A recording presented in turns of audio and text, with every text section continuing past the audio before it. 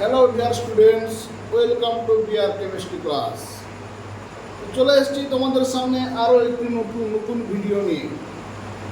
তো তোমাদের সামনে আজকে আমরা আলোচনা করব ক্লাস 9-এর তাপ অধ্যায়ের একটি অংশ, তাপ ও কার্যের তুল্যতা।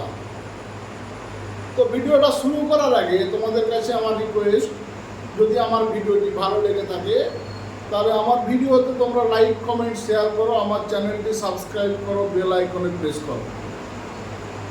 যদি এই ভিডিওটি ভালো করে তোমরা শিখে নাও, তাহলে তাপ অধ্যায়ের যাবতীয় অংশ সম্পর্কে তোমাদের কোনো ডাউট থাকবে না, এইটুকু আমি বলতে পারি।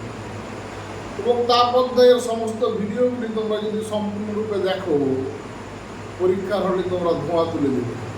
যদি না বুঝতে পারো আমাকে কমেন্ট করো, আমি তোমাদের বুঝতে সাহায্য করব। আর যদি না বুঝে থাকো, ভিডিওটি না দেখো, তাহলে তাপ অধ্যায় থেকে পরীক্ষার হলে ধোঁয়া দেখবে। তো চলো শুরু করি। তোমাদের জন্য যে নতুন টপিক নিয়ে আসছি, তাপ ও কার্যের তুল্যতা। তাপের পরবর্তী অংশ, আগের ক্লাসে আমরা ক্যালোরিমিটার সম্পর্কে আলোচনা করেছি। যারা এই ভিডিওটি প্রথম দেখছো তারা আগের ভিডিওটি দেখে আসো, তাহলে বুঝতে তোমাদের সুবিধা হবে। তো আজকে আমরা শুরু করবো, দেখো, তাপ ও কার্যের তুল্যতা। এই তুল্যতা শব্দের অর্থ কি সেটা প্রথমে আমাদেরকে জানতে হবে। তুল্যতা মানে হচ্ছে তুলনা করা, একটার সাথে আরেকটা তুলনা করা, এবং সেই তুলনাটা যদি সমান মাপের হয় তখন তাকে বলা হয় তুল্যতা। তাহলে তাপ ও কার্যের তুল্যতা কথাটার অর্থ কি? তাপ এবং কার্য পরস্পরকে তুলনা করা যায়, বা তাপ এবং কার্য পরস্পর তুলনাযোগ্য। সেই জন্য এই টপিকটার নাম হচ্ছে তাপ এবং কার্যের তুল্যতা। সেটা কিভাবে তুলনা করা যায় না, তাপ কার্য কিভাবে সম্পর্কিত সেটা ভেবে। তাপ কার্য কিভাবে সম্পর্কিত না, আমরা জানি তাপ থেকে কার্যে রূপান্তরিত করা যায়, আবার কার্য থেকেও তাপে রূপান্তরিত করা যায়। তাহলে তাপ থেকে কার্যে রূপান্তরিত হয় কিরকম? যেরকম দেখো, কয়লা পুড়িয়ে বাষ্প ইঞ্জিন চলে, ট্রেন চলে কয়লা পুড়িয়ে, তাহলে তাপ থেকে যান্ত্রিক শক্তি পাওয়া যাচ্ছে, তাপ পুড়িয়ে বিদ্যুৎ শক্তি উৎপন্ন করা যাচ্ছে, সেখান থেকে আমরা আলো পাচ্ছি, আলো আমাদেরকে তাপ দিচ্ছে।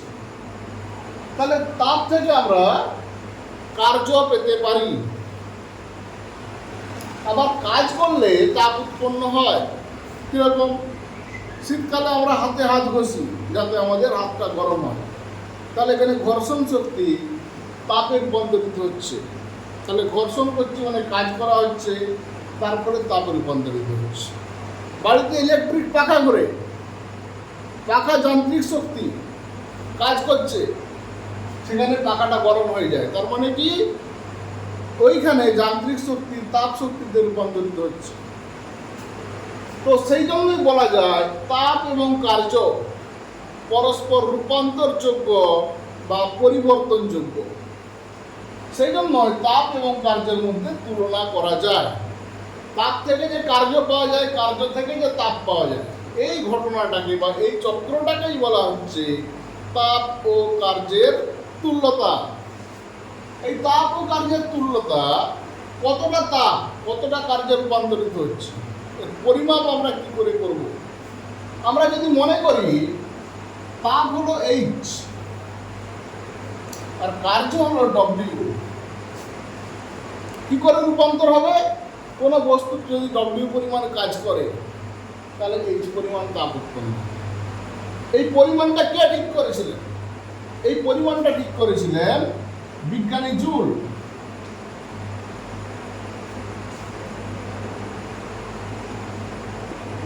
তার নাম অনুসারে এখানে একটা সূত্র আমাদেরকে দেখতে হবে। বিজ্ঞানী জুলের নাম অনুসারে তিনি এই সূত্রটার নাম দিয়ে জুলের সূত্র বলা হয়। তিনি এই সূত্রে দেখিয়েছিলেন তাপ এবং কার্য কিভাবে পরস্পর তুলনা করা যায়, কতটা তাপ দেবো কতটা কার্য পাবো, সেটা বিজ্ঞানী জুল দেখিয়েছিলেন। তার নাম অনুসারে এই সূত্রকে বলা হয় জুলের সূত্র। তাহলে তাপ এবং কার্যের তুল্যতা সম্পর্কিত জুলের সূত্র করব। এই জুলের সূত্র থেকে আমরা জানতে পারবো কি পরিমাণ কার্য কি পরিমাণ তাপে রূপান্তরিত হয়। জুলের সূত্র অনুযায়ী যদি কোনো বস্তু ডব্লিউ পরিমাণ কার্য করে এবং ওই কার্য সম্পূর্ণরূপে তাপে রূপান্তরিত হয়, তাহলে কার্য এবং তাপ পরস্পর সমানুপাতিক। এটি হচ্ছে জুলের সূত্র। তাপ এবং কার্য পরস্পর সমানুপাতিক। এরপর এই সূত্র থেকে আমরা এর সমীকরণ প্রতিষ্ঠা করতে পারি। যদি এখানে আমরা একটা সমানুপাত ধ্রুবক দিয়ে দিই, এই সমানুপাত ধ্রুবকের নাম হচ্ছে জে ইন্টু এইচ। এই সমীকরণটিকে বলা হয় তাপ ও কার্যের তুল্যতা সম্পর্কিত জুলের সমীকরণ। এইখানে যে হলো ধ্রুবক, এই ধ্রুবকের নাম হচ্ছে তাপের যান্ত্রিক তুলাঙ্ক।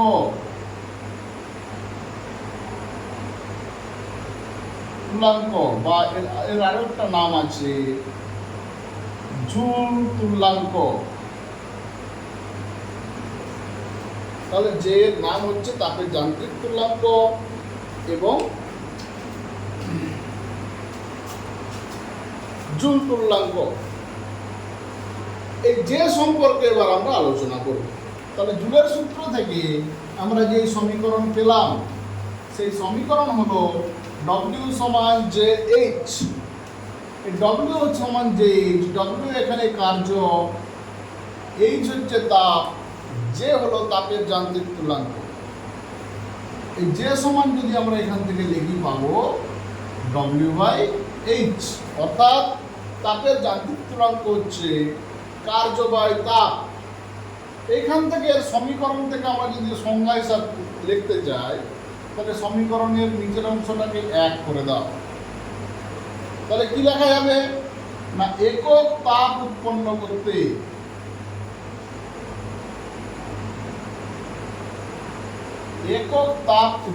করতে যে পরিমাণ কার্য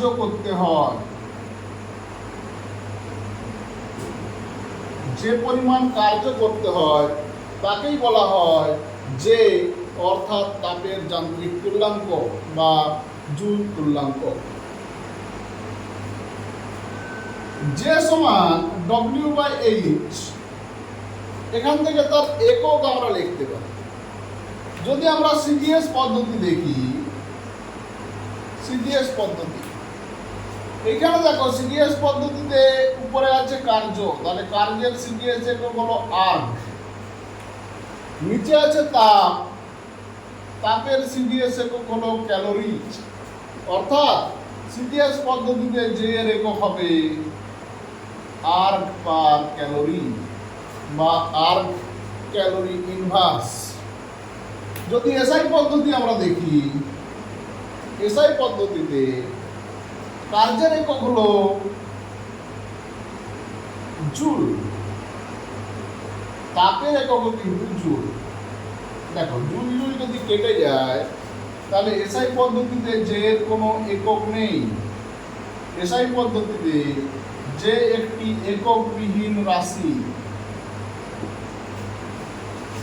এরপর আমরা আসবো যে এর মানে, যে এর মান কি কি হতে পারে।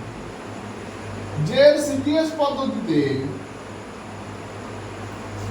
যে এর মান কত, যদি আমরা তুল্য পরিমাণ কার্যকে তুল্য পরিমাণ তাপে রূপান্তরিত করি, তাহলে যে এর মান আসবে 4.2 × 10⁻⁷ আর্গ পার ক্যালোরি। এই সমীকরণ থেকে আমরা দেখতে পাচ্ছি এসআই পদ্ধতিতে যে এর দুটো একক কেটে যাচ্ছে, অর্থাৎ এসআই পদ্ধতিতে আমরা যে সমান মান পাবো 1। তাহলে এসআই পদ্ধতিতে যে এর মান 1, যে একটি এককবিহীন রাশি। তাহলে এখান থেকে আমরা কি দেখলাম, তাপের যান্ত্রিক তুল্যাঙ্ক কাকে বলে, তার একক। এরপর আমরা দেখব এইখান থেকে কি কি প্রশ্ন আসে। না, যান্ত্রিক তুল্যাঙ্ক আমরা বললাম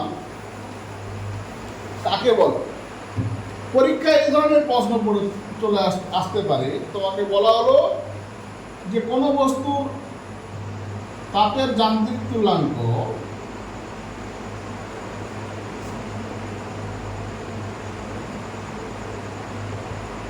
নাইন ইন্টু 10⁻³ R/ক্যালোরি। এটি বলতে কি বোঝো?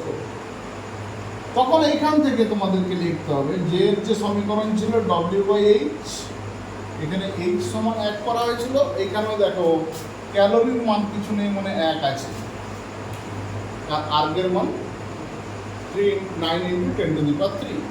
তাহলে এইখান থেকে উত্তর আমরা কি লিখবো না, 1 ক্যালোরির তাপ উৎপন্ন করতে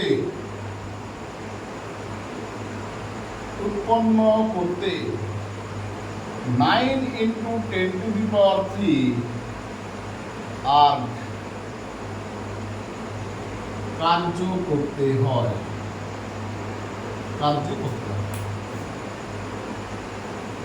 তো এটি হচ্ছে তাপের যান্ত্রিক তুল্যাঙ্ক থেকে এই ধরনের প্রশ্ন আসতে পারে। এছাড়া আরো কিছু ব্যাখ্যামূলক প্রশ্ন এখান থেকে আসতে পারে।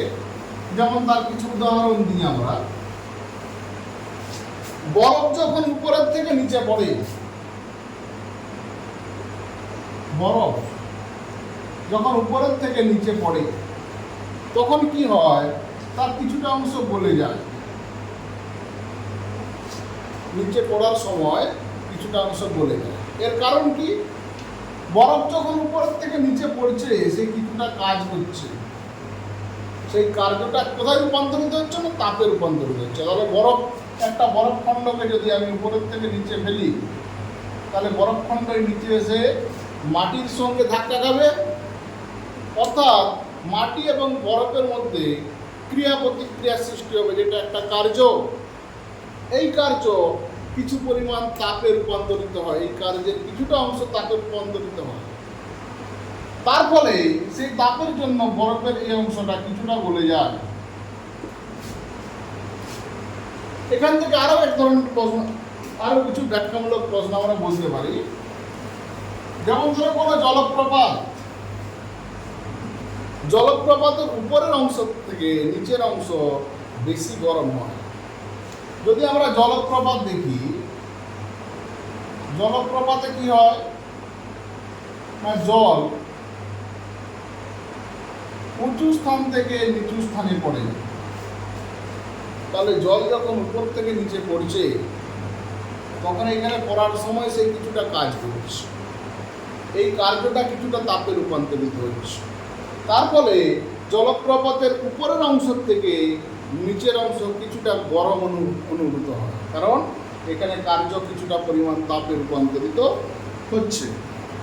তো এটা গেল তাপ এবং কার্য সম্পর্কিত বিভিন্ন বিষয়, কাকে বলে, জুলের সূত্র, এবং সেখান থেকে যে সমীকরণ, মান এবং একক। এরপর আমরা দেখবো এখানে তাপ কার্য সম্পর্কিত কিছু গণিত, কিছু অঙ্ক আমাদেরকে দেখতে হবে, যেখানে ছোট ছোট অঙ্ক পড়ে। এইখানে মূল যে সূত্রটা কাজে লাগে, W=JH, এই সূত্রটা কাজে লাগে। কিন্তু এই সূত্রে সরাসরি কোনো ডাটা দেওয়া থাকে না, কার্যের মান সরাসরি দেওয়া থাকে না, তাপের মান সরাসরি দেওয়া থাকে না। কার্য দুইভাবে দেওয়া থাকে শক্তি হিসাবে, একটা স্থিতিশক্তি আর একটা গতিশক্তি। এই দুই হিসাবে মান দেওয়া থাকে। তাপের মান দেওয়া থাকে ক্যালোরিমিতির মূলনীতি H=mS/T2-T1। যারা আগের ভিডিও দেখনি ক্যালোরিমিতির মূলনীতি সম্পর্কিত এই ভিডিওটি তোমরা দেখে এসো, তাহলে H=mS/T2-T1 কিভাবে এসছে আমরা দেখতে পাবো। যেখানে m হচ্ছে বস্তুর ভর, s হচ্ছে আপেক্ষিক তাপ, T2-T1 হচ্ছে উষ্ণতার পরিবর্তন।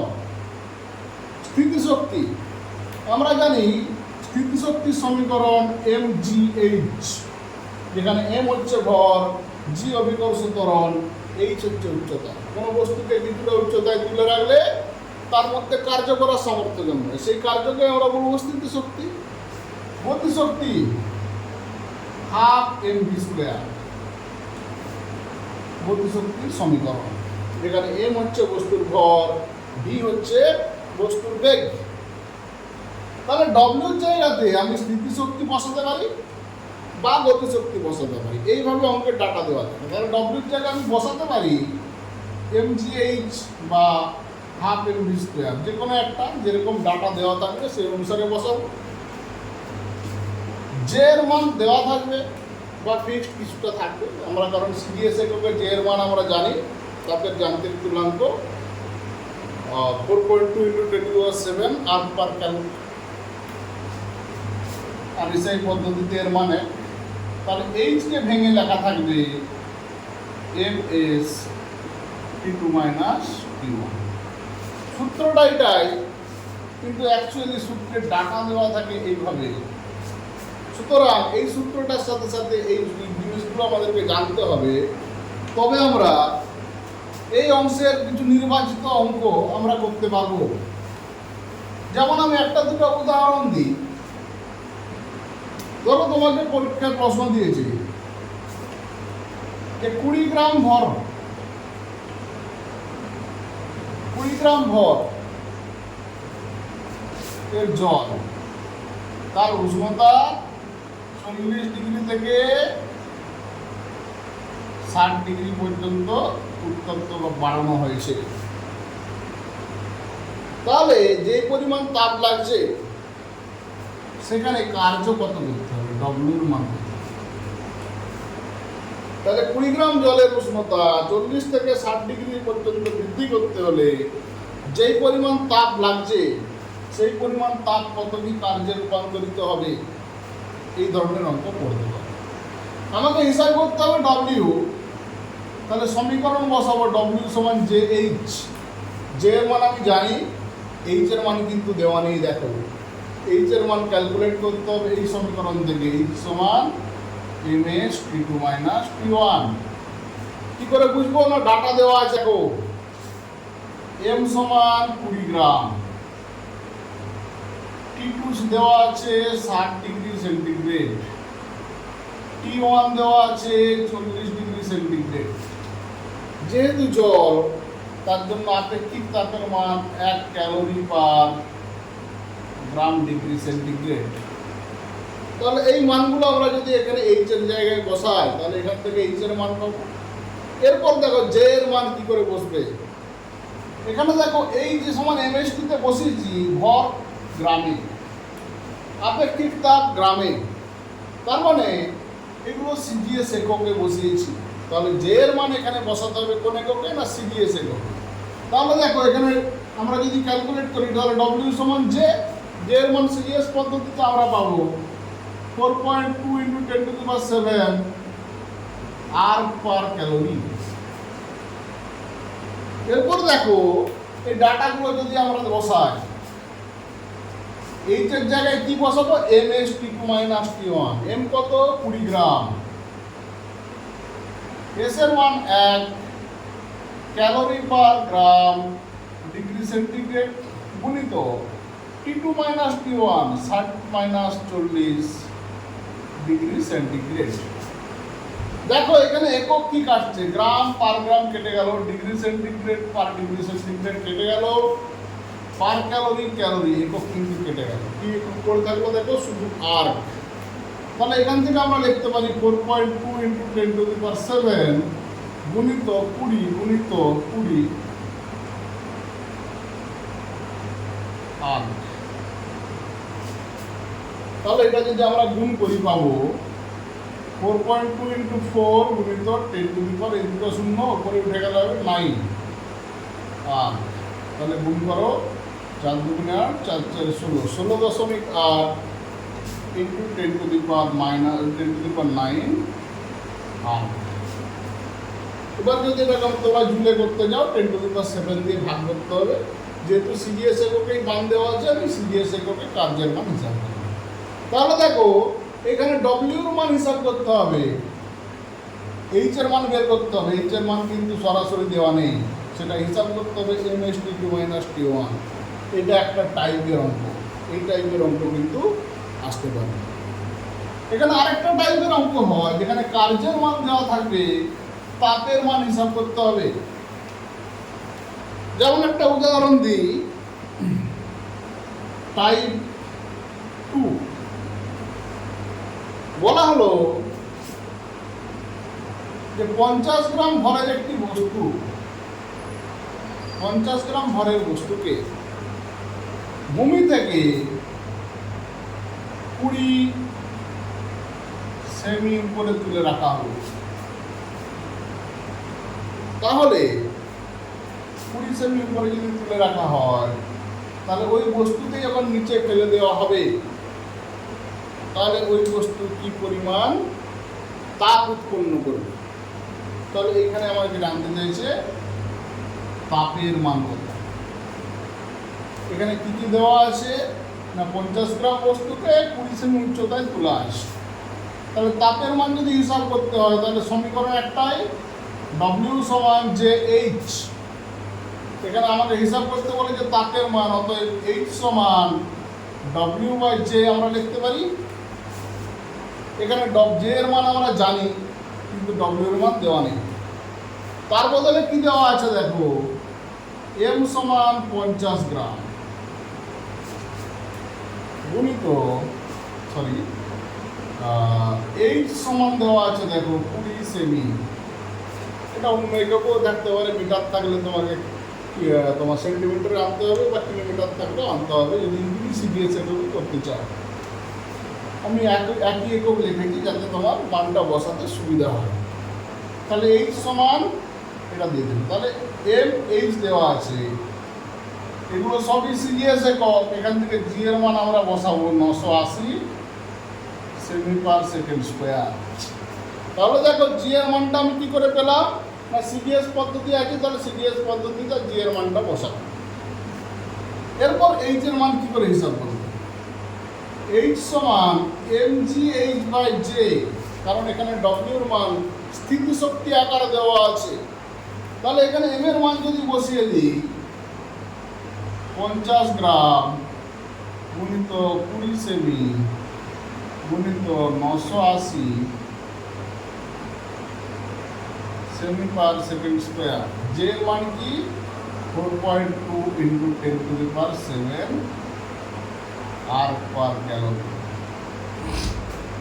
কারণ এই মানগুলো সিডিএস একক বলে আমরা জে এর মান সিডিএস এককে বসিয়েছি। এবার দেখো গ্রাম ইন্টু সেমি পার সেকেন্ড স্কোয়ার, মানে ডাইন ইন্টু সেমি আর, তাহলে গ্রাম সেমি স্কোয়ার সেকেন্ড স্কোয়ার। উপরের অংশে একক এসছে দেখো আর, উপরে আসছে 50 ইন্টু 20 ইন্টু 980, এখানে আর চলে এলো। নিচে আছে 4.2 ইন্টু 10⁷ আর পার ক্যালোরি। তাহলে আর একক কেটে গেল, দেখো পড়ে থাকলো ক্যালোরি। এবার যদি আমরা এটা কাটাকাটি করে নিই, দেখো এখানে 7টা শূন্য, তার 1 2 3, 3টা কেটে গেল। তাহলে এখানে থাকলো, অ্যাকচুয়ালি এটা পরের স্টেপ করলে হতো। আচ্ছা, পরের স্টেপে আমরা যদি গুণ করে নিই, 1000 গুণিত 980 ডিভাইডেড বাই 4.2 ইন্টু 10⁷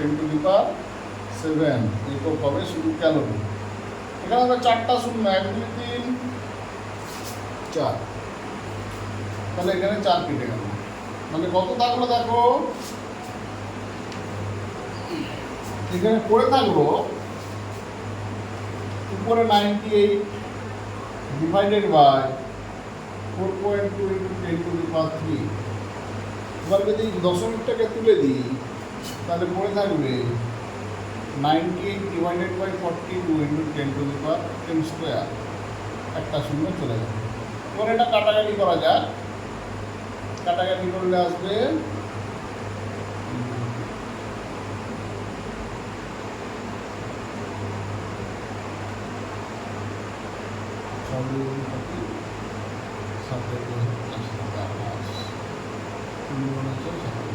আসবে 7/3 গুণিত 10⁻।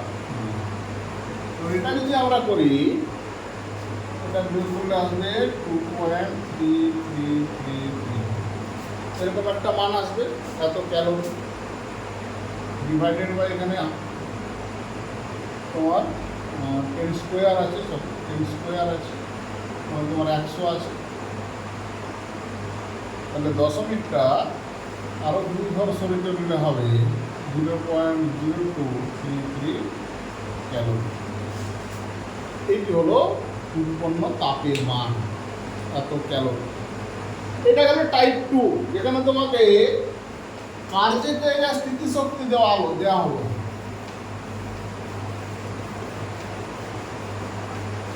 সেখান থেকে তোমাকে তাপ হিসাব করতে হবে।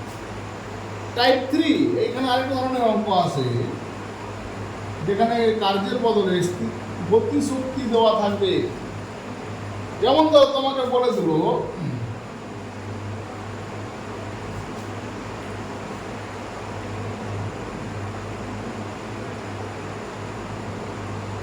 50 গ্রাম ভরের একটি বস্তু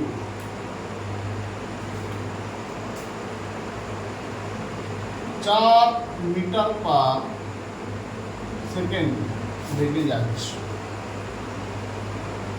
তাহলে ওই বস্তুকে থামাতে যেই পরিমাণ কার্য করতে হবে, সেই কার্য কতটি তাপে রূপান্তরিত হবে, এই ধরনের প্রশ্ন চলে। তাহলে এখানে কি কি দেওয়া আছে? দেখো, এইচ হিসাব করতে হবে, মানে এইচ সমান W/J, কিন্তু W এর মান সরাসরি দেওয়া নেই, তার বদলে দেওয়া আছে M সমান 50 গ্রাম, V সমান 4 মিটার পার সেকেন্ড। তাহলে একটা সিজিএস একক আছে, দেখো গ্রাম, একটা এসআই একক আছে। তাহলে এটাকেও যদি আমি সিজিএস একক করে নিই, তাহলে চলে আসবে তোমার 400 সেমি পার সেকেন্ড। বা এটাকে যদি এসআই করি, তখন আমরা পেয়ে যাব, এসআই একটাও করিনি, তাহলে এটা এসআই করে নিই। তাহলে 50 মানে 50/1000 কেজি। এখানে ডব্লিউ সমান কি আসবে? হাফ mv স্কোয়ার, কারণ mv দেওয়া আছে মানে গতিশক্তির টার্মে দেওয়া আছে। তাহলে m কত? হাফ ইন্টু 50/1000 গুণিত এটা তোমার কেজি, আর এটা হচ্ছে তোমার 4 metre per second whole square divided by J এর মান যদি বসাই আমরা 1, কারণ যে এসআই পদ্ধতি বসাচ্ছি এখানে মানগুলো দেখো, এসআই পদ্ধতিতে জে এর মান হবে 1, সেজন্য 1 বসিয়েছি। এবার হিসাব করো, তাহলে হাফ ইন্টু 50/1000, এটা কেটে দাও, 5/100 মানে 1/20 গুণিত 16, একক কি থাকছে দেখো, K G metre square per second square. এটা কেটে গেল 16, 8, এখানে 10 থাকবে 4, তাহলে হবে 0.4 জুল, কারণ K G metre square per second square হচ্ছে তোমার জুল। তো তাপ ও কার্য সমতুল্যতা সম্পর্কিত থিওরির সাথে এই 3টে টাইপের অঙ্ক ঘুরিয়ে ফিরিয়ে আসে।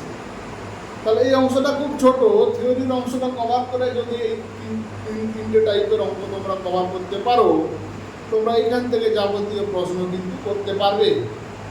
আশা করি ভিডিওটি ভালো লেগেছে। যদি ভালো লেগে থাকে তবে আমার চ্যানেলটি সাবস্ক্রাইব করো এবং আমার ভিডিওগুলি দেখতে থাকো। যদি কোথাও অসুবিধা হয় তাহলে আমাকে কমেন্ট করে জানাও, আমি তোমাদের সমাধান করার চেষ্টা করব। তো আজকে এই পর্যন্তই, চলো টাটা।